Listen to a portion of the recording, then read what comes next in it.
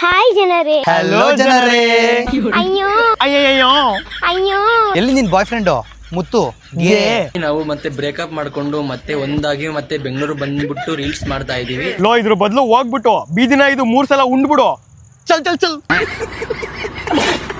ನಾನು ಒಂದಿಲ್ಲ.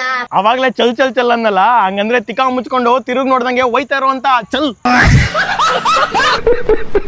ನಮಸ್ಕಾರ ಬ್ರಾ, ಲೋ ಅಮ್ಮ ಕುಟುಂಬಕ್ಕೂ ನಾವು ಮೊದ್ಲೇ ಟೆನ್ಷನ್ ಇದೀವಿ. ನಿನ್ ಕೊನೆ ಏನೇ ಅಂತ ಹೇಳ್ಬಿಡು. ನಾನೇನ್ ಹೇಳ್ಕೊಂತೀನಿ ಅಂದ್ರೆ, ನಾನು ಹುಡ್ದಾಗಿಂದ ನಂದೊಂದು ಒಂದು ಆಸೆ ಇತ್ತು. ನಿನ್ನ ಆಸೆ ಎಲ್ಲ ನೆರವೇರ್ಲಿ, ಹೋಗ ಸಡೆ.